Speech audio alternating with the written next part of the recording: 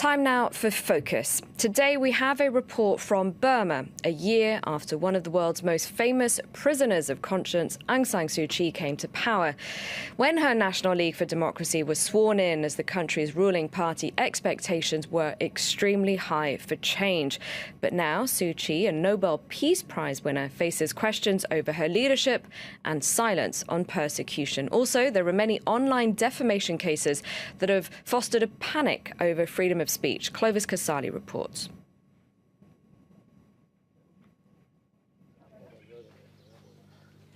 At the South Dagon Pagoda, Zhao Zhaoong found the peace and quiet he needed after spending 6 months behind bars. This Burmese had dared to criticize online the member of parliament he voted for and who belongs to Aung San Suu Kyi's NLD ruling party.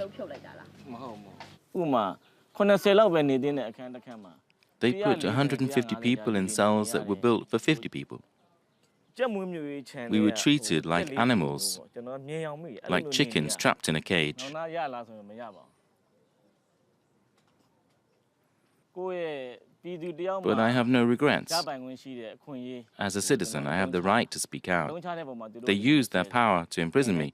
If I see in the future something that's wrong, I won't hesitate to criticize again.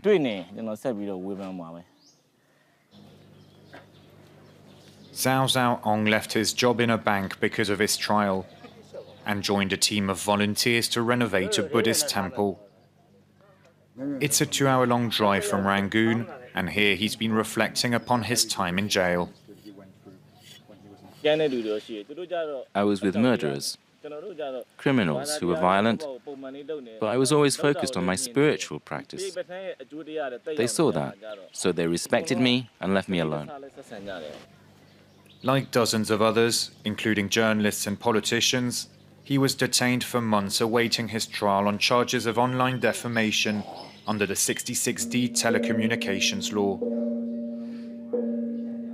A judge later dismissed his case. The military junta is no longer fully in charge, but freedom of speech remains curtailed under the de facto leader and Nobel Peace Prize winner Aung San Suu Kyi. Human rights activist Wei Wei New set up in Rangoon workshops to offer young Burmese courses on the principles of democracy. A respected figure, she was invited to the White House by George W. Bush and Barack Obama to talk about her struggle as a Muslim Rohingya woman. Time magazine recently listed her as one of the next generation leaders. While refusing to strongly criticize Aung San Suu Kyi's 1 year in power, she's outraged to see that some 50 cases have been filed under Law 66D, as opposed to less than 10 under the previous military government. We are seeing more and more charges and more cases. No one's freedom of speech is secure right now. The NLD government, military, and even individuals in the country misuse against each other. So the boys, the critical voice, we are afraid that the critical voice will be toned down, and it will become a threat to the democracy. Many Burmese hoped the Nobel laureate would amend the 66D law, and they are still waiting. Mong is one of them. He himself was sent to jail after a poem of his irritated the head of the army. But this was under the military junta, and he doesn't understand why the situation hasn't improved. The NLD government said that they would guarantee freedom of speech, but when they got into power, they changed. Now they just want to protect themselves from critics on the internet. That's why they don't want to amend the law. It's terrible.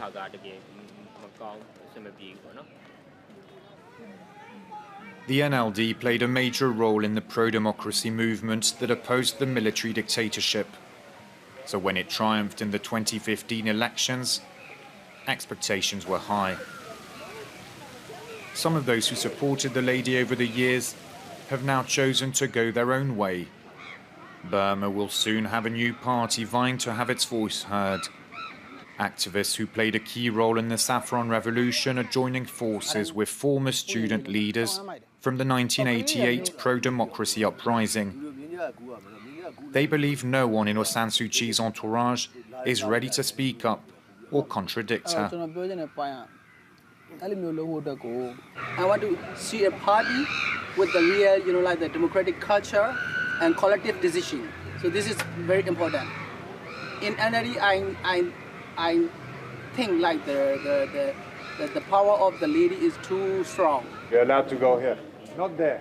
Outside a Rangoon court, we find the poet Mong trying to reassure the wife of a government official on trial for criticizing the army chief's crackdown on the Rohingya community.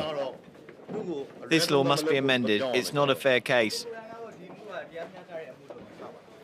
He is sentenced to 6 months in jail. His family is slightly relieved. They were expecting worse.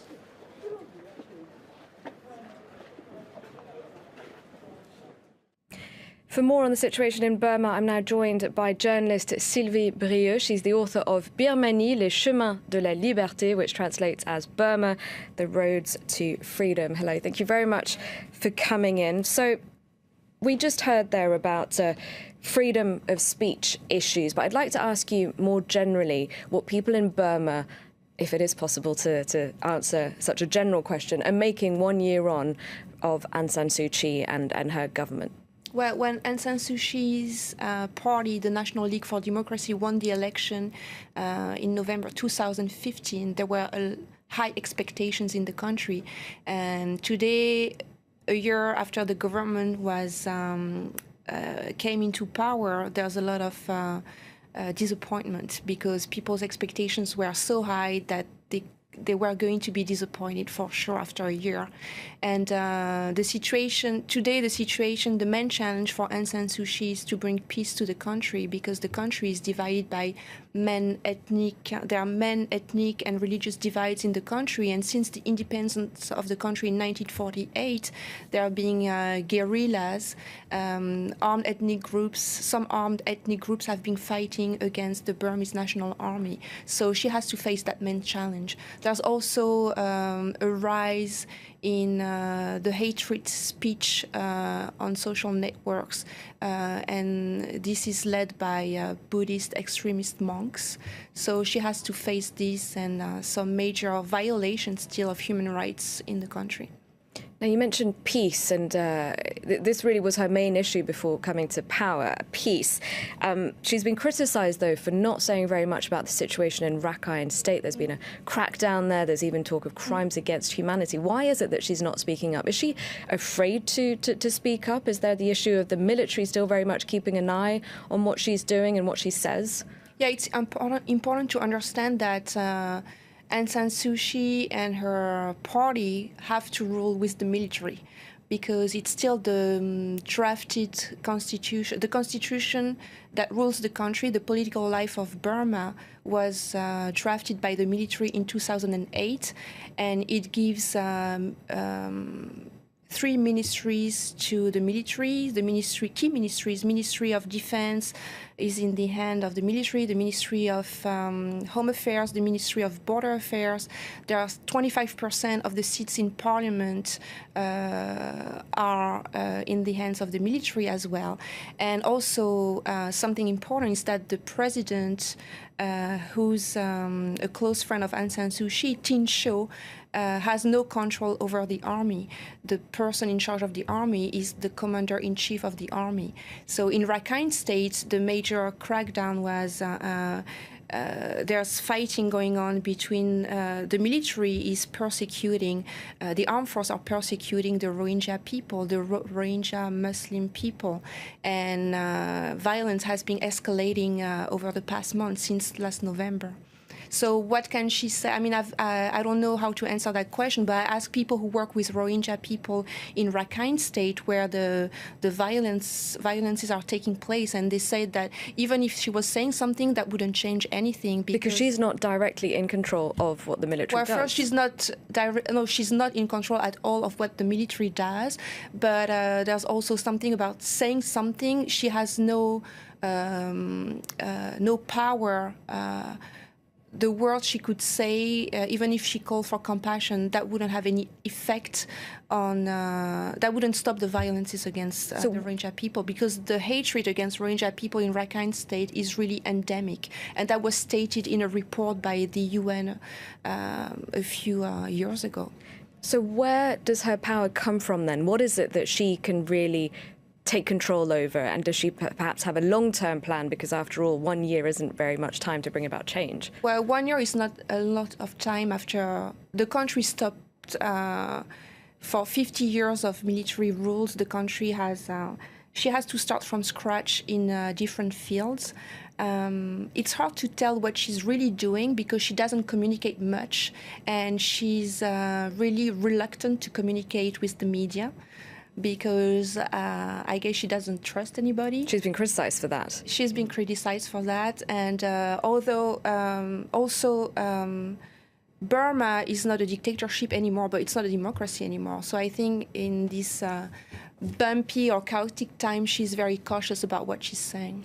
So she's in government, and now what happens on the ground when it comes to campaigning then on human rights issues? We heard in the report from an activist called Wai Wei Nu, and you mentioned her in the book that I mentioned at the beginning when I introduced you. So there are women, there are people still on the ground trying to bring about change as well. Well, a lot of people have been inspired by Aung San Suu Kyi because she's been these iconic figures for almost 25 years now. And so they know, most activists in the field, in the ground, know they cannot expect everything for Aung San Suu Kyi anymore, so they have to take their own responsibilities. So a young lady like Wai Wei Nu, women play also a major change in paving the road to freedom and democracy, and they work really hard on trying to build bridges between community and trying to profoundly transform the society and trying to work beyond ethnic and religious divide that endanger the future of potential democracy in the country. All right, I'm afraid we'll have to leave it there. Thank you very much indeed, Sylvie Brieux, for coming in for today's Focus.